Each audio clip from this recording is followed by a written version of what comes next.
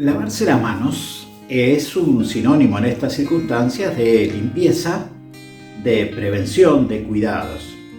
Pero también en nuestra cultura se ha acuñado una expresión donde lavarse las manos significa omitirse de una responsabilidad, no asumir un compromiso, y ese criterio viene de la actitud que Pilatos, cuando tuvo que enfrentar el juicio de Jesús, en vez de asumir el compromiso de tomar una decisión, asumir justicia, dijo: tráiganme una palangana, y lavándose las manos, dijo: yo no tengo nada que ver. Es el sinónimo de me omito, no me hago responsable, que otro se haga responsable. Los seres humanos, con una medida aún muy notoria de responsabilidad y de compromiso, también corremos el riesgo o nos vemos inclinados permanentemente a omitirnos de algo. Estoy cansado, ya lo he hecho tantas veces, hay otros que lo podrían hacer, o estoy tan cómodo en esta situación que no quiero dar un paso para comprometerme en algo. Nos omitimos y nos lavamos las manos. Un hecho interesante en uno de los relatos de los evangelios tiene que ver con los discípulos, con los 12 apóstoles, aquellos hombres que siguieron a Jesús comprometidamente y que tenían una actitud de dejar todo y no se lavaron las manos para seguir a Jesús. Sin embargo, como hombres comunes y corrientes, como cristianos aún comprometidos, tenían esa misma inclinación natural y humana de omitirse, de lavarse las manos. Hay un relato muy interesante donde la multitud llega alrededor de Jesús, como le seguían siempre, como donde estaba Jesús había multitudes que le seguían, y vienen las multitudes, pasan todo el día con Jesús, ya está atardeciendo, está oscureciendo, y eran una multitud muy grande, de tal vez alrededor se calcula en unas 14.000 personas, y por supuesto no habría lugar donde comprar comida como hay hoy, pero aún si hoy tuviéramos los lugares donde comprar, los grandes supermercados, los shoppings, los lugares de comida, los pedidos a casa, era muy difícil de golpe, en un rato, encontrar comida para 14.000 personas. Y entonces los discípulos vienen a Jesús y le llaman la atención sobre si él no era consciente que se alargaba el día, que la gente estaba necesitada, que debían tener hambre, que debían ir a descansar. Y vienen a decirle a Jesús: mira, Señor, ahí están las multitudes, allí llegan necesitadas, y en vez de decirle: ¿qué puedes hacer tú como Dios de los cielos? U orar de alguna manera en relación con él para decirle: haz algo por esta gente, le dice: Señor, despídelos, mándalos a sus casas, porque es tarde, y que se arreglen como puedan. Se omiten. No quieren saltar de su comodidad. Y la respuesta de Jesús es contundente. Y Jesús les dice: dadle vosotros de comer. Jesús sabía que ellos no podrían hacerlos por sí mismos, eran humanos, pero estaba queriendo decir: no pueden omitirse. El Evangelio es un evangelio de compromiso, y ustedes tienen los recursos en ustedes, que es la gracia de Dios, la búsqueda de Dios, o los recursos pocos que ustedes puedan tener, que pueden poner en las manos de Dios para la bendición en ese sentido. El profeta Isaías enfrentó una realidad tal vez relativamente similar 800 años antes de Cristo, donde siente y escucha que Dios dice: ¿quién irá por mí? En medio de las necesidades de las naciones, en medio de la gran obra que hay por hacer, en medio del sufrimiento de la gente, en medio de la desolación de los seres humanos, en medio de la esperanza que yo tengo para darles, pero que ellos no la encuentran. E Isaías podía haber dicho: Señor, estoy ocupado, tengo muchas cosas que hacer, ahora justo estoy cansado. Pero Isaías dice: heme aquí, envíame a mí, contá conmigo, quiero ser parte de la bendición, quiero colaborar y honrarte a ti, quiero bendecir a tus criaturas y quiero trabajar y servirte a ti. ¿Cuán diferente es la realidad? Hay una expresión que Jesús usa en el Nuevo Testamento relacionado con las costumbres, con los ciclos de vida, de la economía, como Jesús usaba muchas veces sus ejemplos, Y dice Jesús, la mies, la plantación, lo que hay que recoger es mucho. Y los obreros siempre resultan pocos. Y entonces, esta expresión musical que escuchamos ahora y nos prepara para reflexionar sobre esta actitud de los discípulos, viene a decir ni más ni menos, la mies es mucha, la tarea es grande, hay una gran necesidad y pocos obreros a la tarea van. Hoy muchos se pierden, van sin dirección, dice, vagan como ovejas sin pastor. En el tiempo de Jesús, las ovejas en ese lugar tan seco, tan árido, necesitaban ser llevadas a donde había campos, pastos verdes y agua permanentemente. Y el pastor debía ser eso, el pastor de las ovejas. Por eso Jesús usa alguna expresión en una ocasión. Están como ovejas que no tenían pastor, desoladas, sin esperanzas, sin salidas. Y la canción esta dice, heme aquí, envíame a mí. Yo iré por aquellos que vagan sin ti, como ovejas sin pastor. Muy a menudo nos gusta mirar algunas presentaciones musicales, de algún show, de alguna presentación especial, y las luces de colores, el escenario, la hermosura del escenario, los juegos de cámaras, ayudan a embellecer la expresión y la presentación musical. Pero a veces esos movimientos y ese escenario nos hace distraer de la verdadera letra. Por eso en alguna ocasión me gusta pensar en algunas canciones sin esa distracción, solo registrando la letra, porque nos ayudan a concentrarnos más. La mies es mucha y gran necesidad. Heme aquí, envíame a mí. Yo iré por aquellos que vagan sin ti.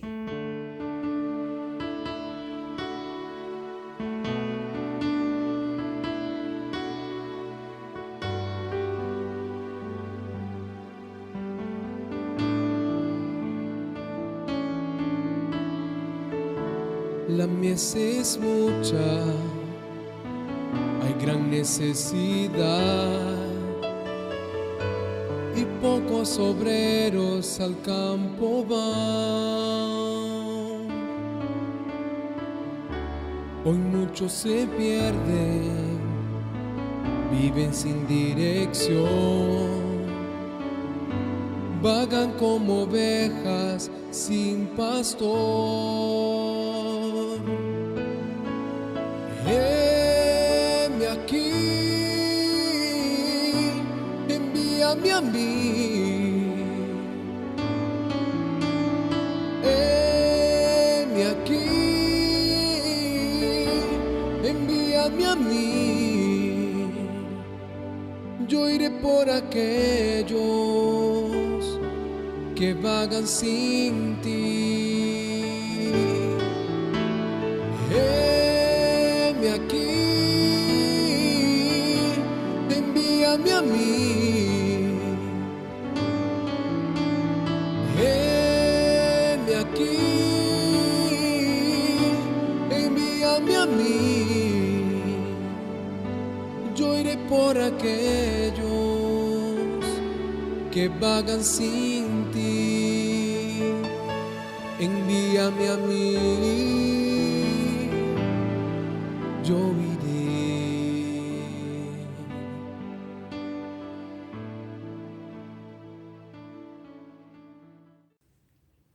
Qué desafiante expresión, ¿verdad? Qué lindo prepararnos de esta manera para reflexionar sobre esta carga que Jesús deja en medio de los discípulos. Háganse cargo ustedes, no se omitan, no dejen a la gente sin salidas, no pueden dejar que se arreglen por sí mismos. Déjenme mirar un poquito el relato con ustedes y el contexto del relato que está en el Evangelio según San Lucas en el capítulo 9. Y este relato dice que Jesús acababa de haber enviado a los discípulos, a los apóstoles, a una gran tarea y les había mandado predicar el Evangelio y sanar la gente. En otras palabras, anunciar las buenas noticias de esperanza eterna y salvadora, espiritual, pero también a contener sus sufrimientos, sus emociones enfermas, su desesperanza enferma, sus cuerpos enfermos. Y había mandado a sanarles, sanar sus corazones, para que los discípulos trajeran esperanza, les hablaran y obraran milagros en nombre del Señor. Así que les equipa para eso, les envía para eso y les respalda para eso. Así que ellos van, anuncian la palabra. El milagro de la gracia de Dios les respaldó. En nombre del Señor y con el poder del Señor fueron intermediarios, facilitadores de muchos milagros. Y cuando acaba el tiempo que habían planeado, retornan a Jesús y vienen contentos para contarle todo lo que había sucedido. Vienen a hacerle un reporte. Vienen de alguna manera a alegrar el corazón de Jesús para decirle, mira todo lo que ha pasado, lo que hemos hecho, lo que ha sucedido. Y venían entusiasmados. Jesús, sabiendo que eran seres humanos, limitados con su cansancio, vendrían de un cansancio físico, días recorriendo, vendrían con algunas limitaciones de descanso, vendrían con algunas limitaciones de un cansancio emocional y también, ¿por qué no estresante en el sentido espiritual? Porque habían salido a tener una lucha espiritual también en medio de las tareas. Y Jesús les dice, vengan conmigo, y les lleva a un lugar desierto, para que estuvieran un tiempo de descanso, para que comieran tranquilos, para que pudieran estar a solas con Él, para que pudieran reponer sus fuerzas. Pero donde estaba Jesús, la gente de alguna manera descubría, se corría la voz. Así que dice que la multitud, descubriendo dónde estaba, cruza del otro lado del lago y le sale al encuentro. Era muy común en las multitudes seguirle de esa manera. En una entrega pasada hicimos alusión a un hecho significativamente similar. Así que vienen las multitudes. Y el relato dice que en ese momento están. Y yo me imagino a los discípulos un poco desanimados o defraudados. Queríamos tener un tiempo de descanso, queríamos tener un tiempo para nosotros, queríamos contarnos entre nosotros, alegrarnos, contarle a Jesús, escuchar de Él, ser motivados por Él, ser entusiasmados por Él, o también que de alguna manera nos dijera, qué bien que hicieron. Los seres humanos también necesitamos algo de aplauso, de reconocimiento, ¿no es cierto? Un mimo en ese sentido. Así que ellos como seres humanos necesitaban eso. Y cuando están en el mejor disfrute con Jesús, viene esa multitud que arruina su descanso, arruina su paz, arruina su comodidad. Y yo me imagino que no estaban muy contentos. Eran seres humanos, comunes y corrientes, como tú y como yo. Pero pasa el día y llega la noche, la nochecita, la tardecita. Y los discípulos empiezan a ver que la gente estaba por ahí, que no se iba, y ellos se querrían acostar. ¿Viste cuando tienes una visita y parece que no se quiere ir? Ellos estarían así, y estaban cansados, habían sido días largos, no habían podido descansar, no habían comido tranquilo. Y entonces, después que miran, dan vuelta, le miran la cara a Jesús, van por allí, conversan entre ellos, hasta que de repente se anima y le dice, Señor, la hora es avanzada, la gente está cansada, o sea, ha sido un día largo, has predicado y enseñado muchas horas, has hecho milagros, la gente está cansada. Despídelos para que se vayan a alojarse y a comer en las ciudades cercanas. En otras palabras, que se arreglen como puedan. Lo más interesante es que reciben una respuesta contundente de Jesús y la respuesta es, dadles ustedes de comer. En otras palabras, háganse cargo, no se lavan las manos.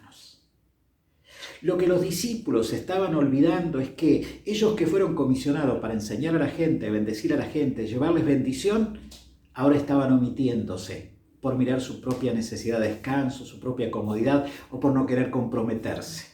O por no creer tal vez que Jesús podía hacer algo así. Tal vez olvidaron los protocolos de Jesús, hoy que usamos el concepto tan notorio de protocolos, ¿no es cierto?, para volver o retornar a las actividades. Olvidaron que Dios tiene un protocolo para bendecir al ser humano. Y el protocolo es salvación, bendición eterna, pero es bendición en todas las realidades y contención en todos los ámbitos de la vida normal. Y para eso Dios usa el recurso de la oración, el recurso de su misericordia, y en el protocolo de Dios está el recurso de los cristianos comprometidos o aquellos seguidores de Él que van a ser sus instrumentos. Siempre usó esos tres protocolos, su misericordia, la oración como poder, sus milagros y sus instrumentos, sus criaturas que bendicen a otras criaturas. Y ellos olvidaban eso. Y yo quiero repasar brevemente 3 o 4 textos bíblicos que muestran que ese es el plan de Dios, el programa de Dios y el protocolo de Dios. El primer relato está en 2 de Corintios, capítulo 9, versículo 8. Y el apóstol San Pablo le dice a los corintios, comprometiéndoles con el hecho de que las bendiciones que Dios les da son para que bendigan a otros, les dice, y poderoso es Dios para hacer que abunde en vosotros toda bendición, a fin de que, teniendo siempre todas las cosas en abundancia, compartan en abundancia con los demás. Miren lo que dice el apóstol Pablo, el protocolo de Dios para bendecir a otros incluye tu participación y la mía. Incluye la misericordia de Dios y las bendiciones de Dios que Dios te da, pero para que las compartas, las hagas partícipes a los otros.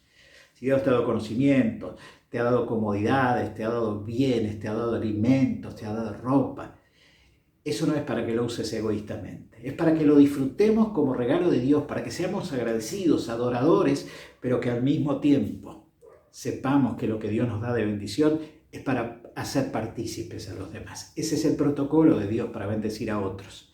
Los discípulos no lo captaron tal vez, venían de servir y bendecir a otros y de repente se quieren omitir. Esa es una tendencia y una inclinación que tú y yo corremos.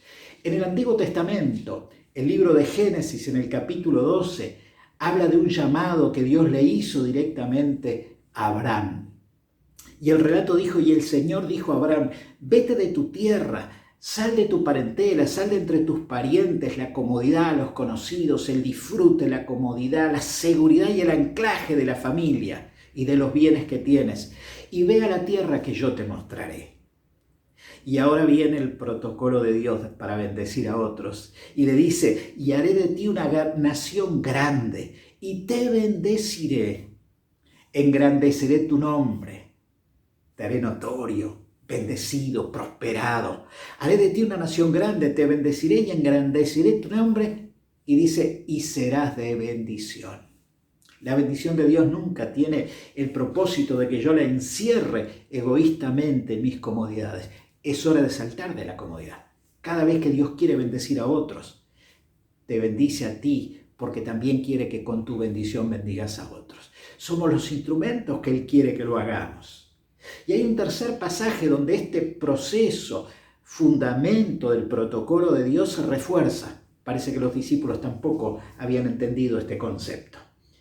Y el mismo apóstol Juan va a escribir posteriormente, después que se ve que aprendió estas lecciones, una lección para enseñar a otros. Y en la primera epístola, carta del apóstol Juan, en el capítulo 3, versículos 10 y 11, viene a decir, entre en medio de una cantidad de verdades que yo te recomiendo que tú la leas, primera de Juan capítulo 3, porque tiene riquezas maravillosas, entre otras cosas dice, en esto se manifiestan los hijos de Dios y los hijos del diablo. Todo aquel que no hace justicia y que no ama a su hermano, no es de Dios. Miren qué fuerte y qué contundente. No hay otra opción, es sí o no. En esto se manifiestan los hijos de Dios y los hijos del diablo. O sea, por los frutos, por las características, decía Jesús, los conoceréis. Todo aquel que no hace justicia y que no ama a su hermano, no es de Dios. Porque este es el mensaje que habéis oído desde el principio. O sea, este es el protocolo del plan de Dios para las necesidades de la gente, que tú y yo seamos instrumentos con lo que Dios nos bendice.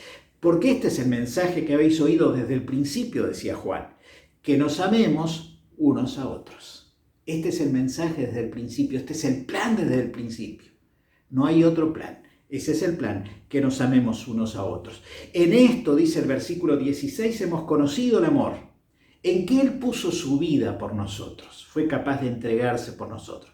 Pudo haber optado y dicho que se arreglen como puedan, que su maldad les atropelle, pero vino a perdonarnos, vino a usar su misericordia, vino a morir por nosotros. Él pudo decir, estoy cansado de la gente, estoy cansado de que me den la espalda, estoy cansado de que me desprecien. Y sin embargo, en esto hemos conocido el amor, en que Él puso su vida por nosotros. Y también nosotros, decía Juan, debemos poner nuestras vidas por los hermanos. No poner una ayudita de vez en cuando. No poner algo de misericordia superficial. No poner algo de ayuda social. Todas esas cosas sí son parte de nuestro compromiso. Pero él dice, debemos poner nuestra vida. Como él puso su vida, fue hasta las últimas consecuencias, nosotros tenemos que poner nuestra vida por nuestros hermanos. Y continúa diciendo, versículo 17, pero el que tiene bienes de este mundo y ve a su hermano tener necesidad y cierra contra él su corazón, ¿cómo puede morar el amor de Dios en él? Si tienes bienes de este mundo, no solo recursos, dinero, alimentos, ropa, tal vez conocimiento, tal vez comodidades, tal vez sabiduría, tal vez tiempo, tal vez en ese momento ánimo, entusiasmo, y el otro necesita de mi ayuda, mi consejo, mi oído, mi presencia, mi brazo extendido. ¿Cómo puede morar el amor de Dios si tiene bienes de este mundo y ve a su hermano tener necesidad y cierra contra él su corazón? Hijitos míos, decía el versículo 18, no amemos de palabra ni de lengua, sino que háganlo en espíritu y en verdad. No lo hagan de palabra, no lo hagan de lengua, no lo hagan diciendo que debemos amarnos, que somos cristianos, que la gente sufre, que tenemos que hacer algo. No, dice háganlo en espíritu y en verdad. Como decía un poco anteriormente, como Él puso su vida por nosotros, así nosotros debemos poner la vida por otros.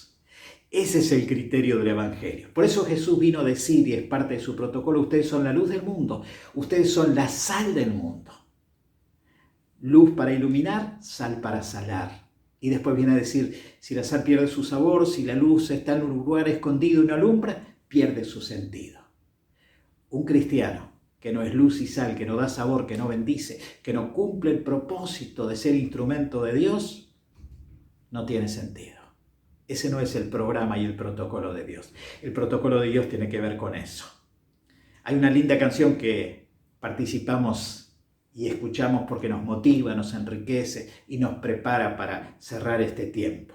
La canción dice, aquí estoy yo. Como decía Isaías, ¿se acuerdan? Aquí estoy, heme aquí, contá conmigo. No me omito, no me lavo las manos. No dejo que los otros se arreglen como puedan. Y la canción dice, no quiero perder las cosas que me quedan por hacer. No quiero perder lo que está por delante, no quiero dejar de bendecir a nadie, no quiero parar de usar mis recursos, capacidades y gozo, bendición para que también se trasladen a otros y animen a otros. No quiero olvidar las cosas, dice la canción, que planeaste para mí. Dios tiene un plan con cada uno. Y el plan no solo es de bendición, también es de compromiso. El plan es que tu bendición bendiga a otros. Y la canción dice, no quiero olvidar las cosas que planeaste para mí. Y le dice a Dios, como en una oración, como Isaías, no tienes que buscar a nadie más, yo quiero ir. Que Dios no tenga que buscar a nadie más a tu alrededor, que tú y yo podamos decirle, contá conmigo, yo quiero ir.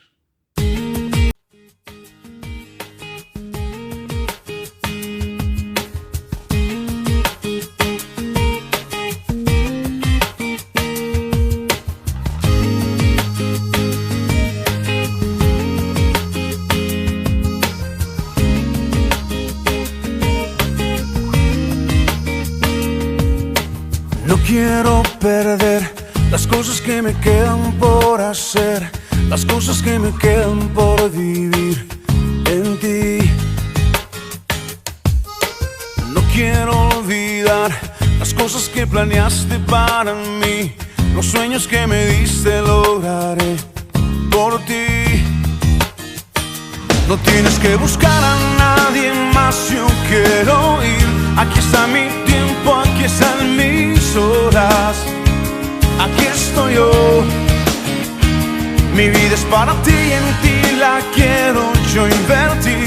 Aquí están mis manos, aquí está mi voz, aquí estoy yo, aquí estoy yo.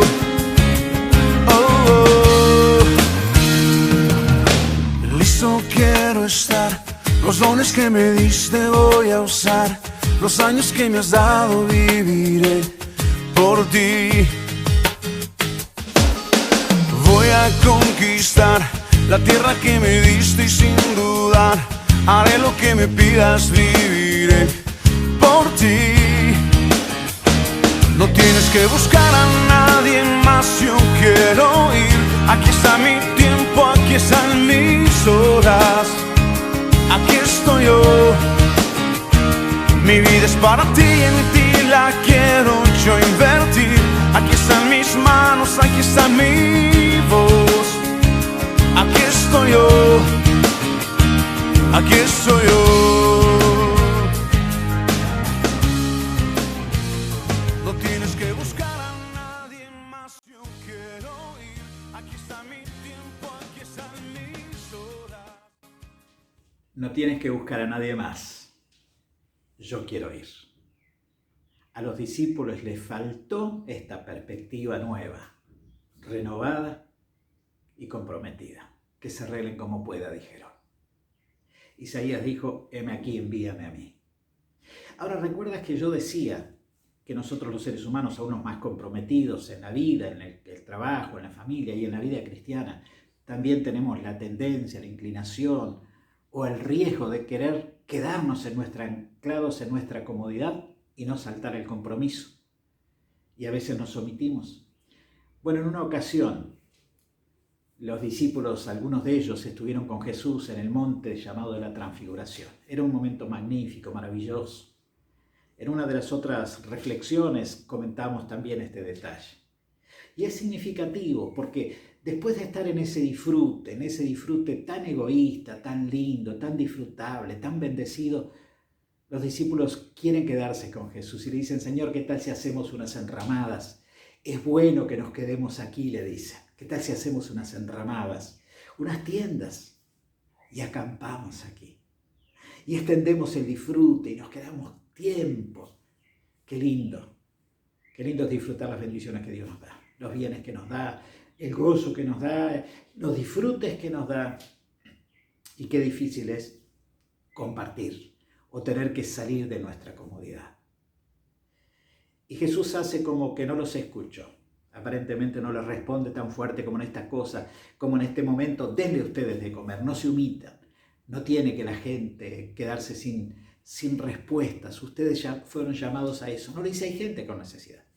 Pero bajan del monte. Y apenas bajan del monte hay otra multitud esperándole. Miren qué significativo. Mientras ellos querían quedarse cómodos, había una multitud que necesitaba ser atendida. Necesitaban de comer, y no físicamente, de su ánimo, su corazón, su salvación espiritual.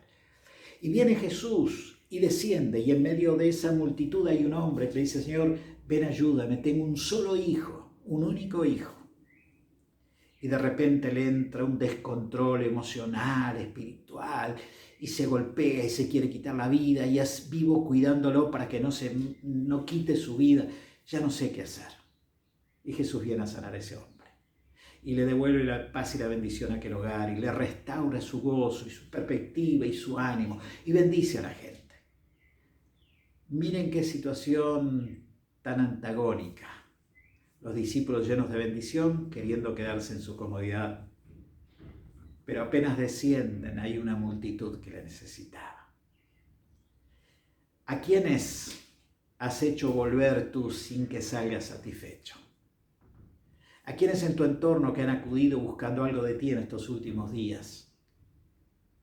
Le has dicho tal vez a Jesús, mira, Señor, hazte cargo. Orar es más fácil, no te cuesta mucho. Señor, hazte cargo, mira fulano, mira. Y Jesús parece recordarnos, ¿y tú qué vas a hacer por ellos? Es más fácil orar por aquel que tiene necesidades, por aquel cuyas emociones están quebradas, por aquel que está desahuciado en su esperanza, por aquel que tiene necesidades financieras. Es más fácil decir, voy a orar por ti. Que se arreglen como puedan. Señor, despídelos, que vayan alrededor y busquen en otro lugar a ver si consiguen algo. ¿Quién a tu lado no debería tener que arreglarse solo? ¿Quién en tu entorno no tendría por qué estar como ovejas sin pastor, desahuciados, desamparados, cuando tú tienes tanta bendición y algo que es la gracia de Dios para compartirles o para orar a Dios que haga los milagros mientras tú sos parte de esos milagros, instrumento de Dios, y Dios bendice lo que haces para bendecirles?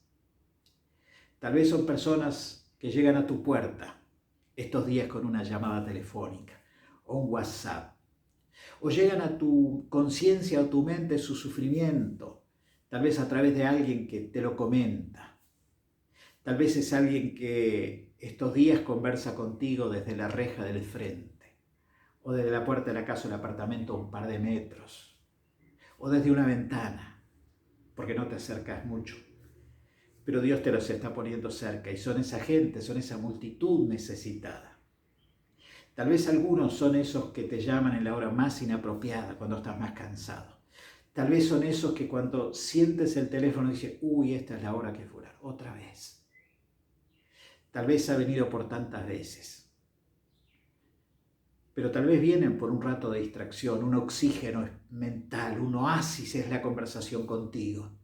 Tal vez alrededor tienen tanta gente cuya conversación es tan denigrante y ellos quieren conversar con alguien que por lo menos les preste oído.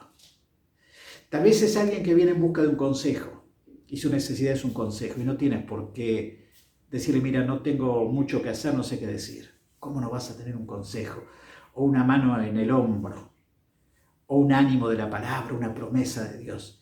Puedes estar cansado, puede ser un día desgarrador, puede ser que estés pasando una situación, tú que necesitas ayuda y no puedes darla, pero no te puedes omitir. Los discípulos estaban cansados, pero Jesús les decía, no hay tiempo para el descanso. Tal vez es alguien que viene por una palabra de ánimo. Tal vez es alguien que viene a llamarte la atención porque tiene su autoestima tan baja y necesita contarte. Aunque tú le hayas escuchado tantas veces sus historias, o no estés con la mente para eso, estés estresado o preocupado por otra cosa, tal vez quiere contarte algo de lo que le está pasando porque necesita que tú le digas ¡qué bien! Tal vez es alguien que tiene una autoestima baja, tal vez es alguien que necesita un apoyo financiero, algo de alimento, pagar una cuenta que en estos días se le ha puesto complicado. Tal vez son tus hijos pequeños, tal vez son tus hijos o nietos adolescentes. Tal vez son tus vecinos, tal vez es alguien de tu familia, de tu casa. Tal vez es alguien del vecindario. Tal vez es un jefe, un empleado o un cliente problemático que cuando le ves venir ya no sabes qué hacer. Y Jesús dice, denle ustedes de comer. Tal vez necesita la paz de Dios, tal vez necesita palabras genuinas, tal vez necesita oídos prontos, tal vez necesita un empuje en medio de su empantanarse de desesperación. Tal vez es el indigente del entorno y vienen y llegan en la peor hora. Y tu mente recorre el escenario, los compromisos, las tareas que tienes que hacer, lo que quieres realizar y pareces no tener tiempo. Tal vez la tuya es la primera puerta que van a tocar. Y si les dejas sin solución, es muy probable que les lances sin esperanza. Tal vez tu puerta es la última desesperada que vienen a golpear. Heme aquí, envíame a mí, yo iré, dijo Isaías. ¿Quién de tu entorno es y qué cosas espera? Ese tu prójimo, ese tu próximo que Jesús puso allí. ¿Le estás dejando volver con las manos vacías? Es una buena pregunta para reaccionar, ¿no es cierto? Es una buena pregunta. Esta expresión que escuchamos cerrando este tiempo, preguntándonos si les estoy dejando sin una respuesta, si les estoy cerrando la puerta, si les estoy dejando que se arreglen como puedan. Jesús quiere decirte, denle ustedes de comer. Y la expresión dice, todo a ti te lo doy, Señor. Todo a ti te lo doy. A ti te doy mi vida, dice la expresión. Tómame como un sacrificio vivo. No como algo que doy y me deslindo. Le doy algo como para que se vaya. Sino, tómame. Con toda mi vida, con todo lo que soy, quiero ponerlo en cada situación de sufrimiento, hasta hacer todo lo que puedo y un poco más, para después recién encomendártelo a ti para que completes el milagro. Tómame como un sacrificio vivo, tómame si mis manos hoy te sirven. Miren qué linda oración. Hay cosas que tú y yo no podemos hacer, hay cosas que no tenemos la capacidad. Capaz que nuestros recursos, bienes y bendición para alguien del entorno no son suficientes. Actuará el Señor, como en aquella ocasión. Pero la expresión, la canción dice como una oración, tómame si mis manos hoy te sirven, tómame, ya no vivo para mí, tómame, toma toda mi vida. Aquí estoy, te rindo todo mi corazón, aquí estoy, toma mi vida. ¿Cómo vas a reaccionar con ese prójimo que viene a tu puerta o que vendrá en estos días?